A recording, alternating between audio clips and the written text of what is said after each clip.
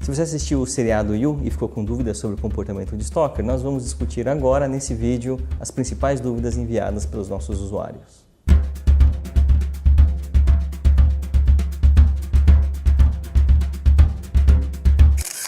O que é um stalker?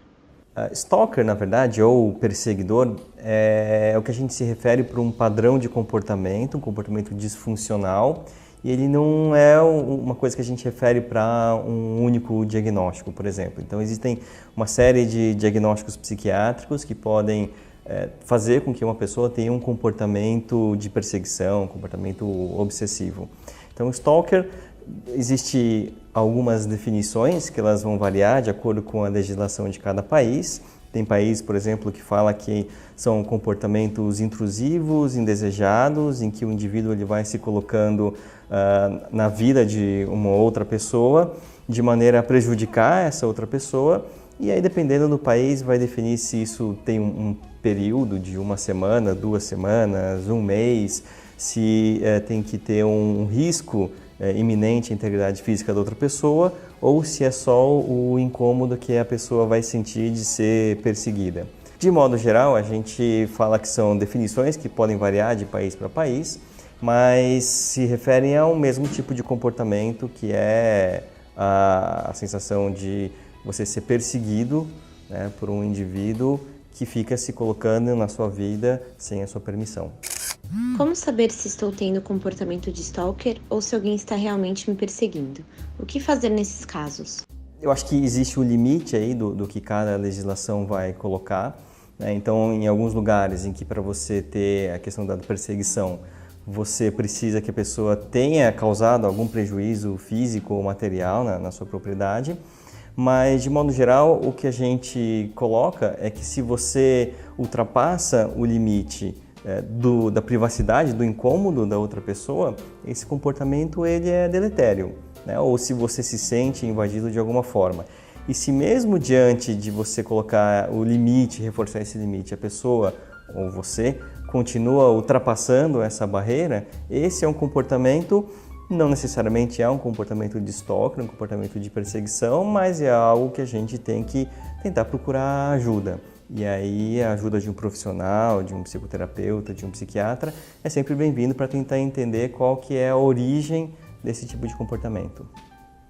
Já criei um fake para conversar com um crush. Isso é normal?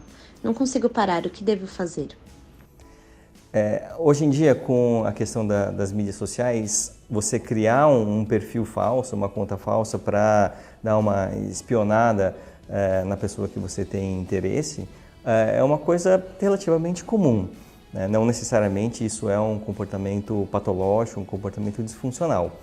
O que você precisa ver é o quanto isso vai atrapalhar o seu dia a dia, o quanto isso torna você uma pessoa disfuncional, né? Então, quantas atividades ou quanto tempo você gasta deixando de fazer outras coisas para ficar espionando e quanto aquilo vai trazer mais incômodo e sofrimento. O ponto entre adoração ou raiva que se torna perigoso para mim. Por que isso pode virar ofensa, exposição, perseguição ou fascínio? Existe uma regra na psiquiatria que a gente fala que para determinado comportamento ser considerado patológico, primeiro ele precisa ser disfuncional, então atrapalhar a pessoa em algumas áreas da vida, comportamento pessoal, profissional, relações sociais, e trazer sofrimento para ela e para os outros. Então eu acho que o limite para saber se aquele sentimento, aquele comportamento ele é normal ou não, é o quanto isso vai tornar a pessoa disfuncional e o quanto isso vai trazer sofrimento para a própria pessoa e para as pessoas envolvidas. Como que a obsessão vira doença? Porque todos nós temos um pouco de stalker quando estamos em algum relacionamento.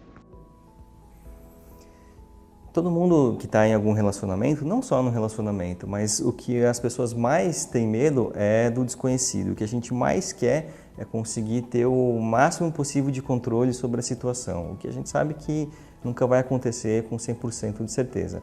Mas é por isso que a gente gosta de saber sobre a pessoa, saber os detalhes do passado, sobre o comportamento, sobre questões do dia a dia. A gente tem a falsa sensação de que a gente tem um controle maior sobre aquela situação. Essa preocupação ela vai deixar de ser uma preocupação normal quando você percebe alguns sinais. Então, um deles é você se incomodar ou se irritar ou ter um sofrimento maior do que você costumava ter com relação a essa preocupação específica. Ou quando você deixa de fazer coisas, deixa de sair com amigos, isso interfere no seu trabalho, para poder ficar alimentando essa obsessão. Nossa mente muda tantos fatos. Muitas vezes enxergamos por uma ótica o que não aconteceu, mas transformamos tudo.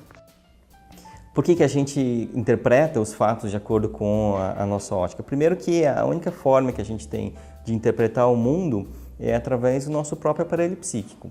Então, se o nosso aparelho psíquico ele não está 100% calibrado, a nossa interpretação do mundo também não vai ser 100% fiel.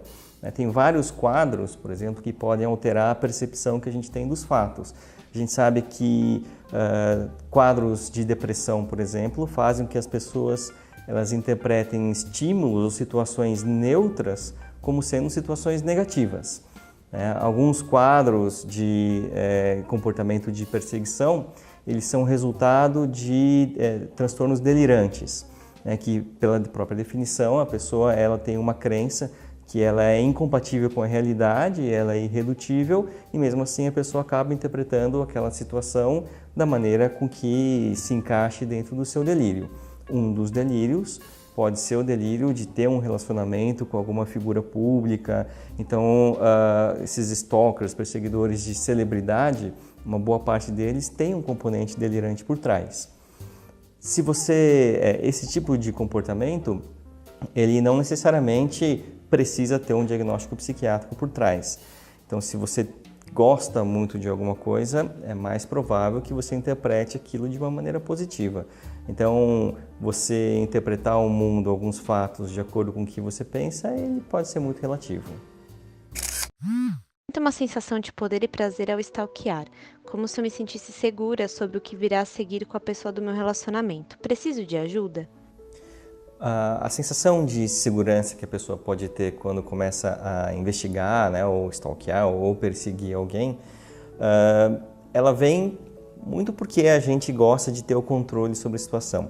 Existe uma diferença entre o comportamento de você espiar alguém nas redes sociais para você tentar saber o máximo de informação possível sobre aquela pessoa, que muitas vezes é um comportamento normal, apesar de ser uma tentativa meio frustra de você tentar ter o controle e conseguir prever o que vai acontecer, Isso é muito difícil de você conseguir prever. Mas o comportamento do perseguidor, então do stalker, ele é um pouco diferente. Tem uma relação de posse. Então eu preciso saber o máximo de informações sobre aquela pessoa porque ela é minha. E eu não aceito compartilhar ela com nenhuma outra. Então existe uma diferença importante entre você espiar alguém nas redes sociais e ter um comportamento de stalker. Você acha que os stalkers surgiram há muito tempo? Ou com a vinda de redes sociais e aplicativos de relacionamento, isso piorou? O comportamento de perseguição, ele não é um comportamento novo. Eu acho que com o advento das redes sociais, fica muito mais fácil você conseguir espiar e saber sobre a vida da outra pessoa do que era antes de ter as redes sociais, antes de ter a internet. Mas a gente tem, por exemplo, relatos de pessoas que ficam seguindo outras, ou perseguindo, ou interferindo na vida alheia em obras que são do Shakespeare, em obras do Dante Alighieri. Inclusive, existe relato de uma lei romana de 440 a.C., que prevê como sendo um crime o ato da pessoa seguir uma mulher casada, ou uma criança, ou um menino. Então, esse comportamento ele já é descrito e combatido há muito tempo. É que a facilidade que a internet e a rede social trouxe para você conseguir espionar e saber da vida do outro, isso fica muito mais evidente.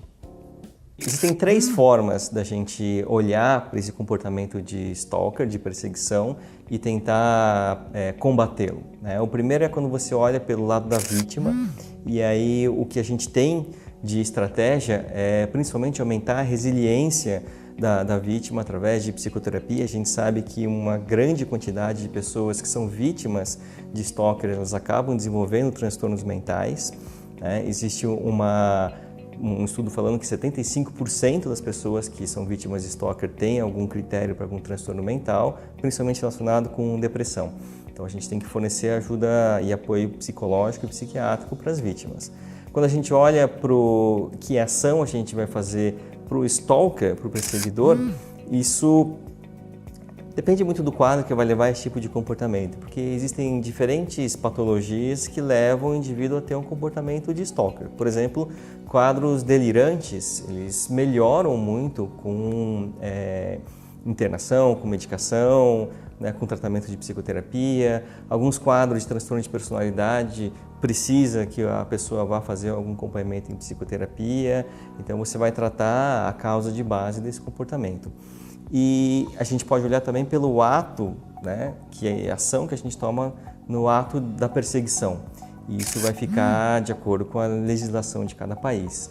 Se vocês conseguem, através de um boletim de ocorrência, ou uma medida restritiva, ou em alguns países, só a comunicação para a polícia já é o suficiente para que você receba um apoio. Em alguns outros países, você precisa que de fato tenha havido algum tipo de agressão física ou dano à propriedade.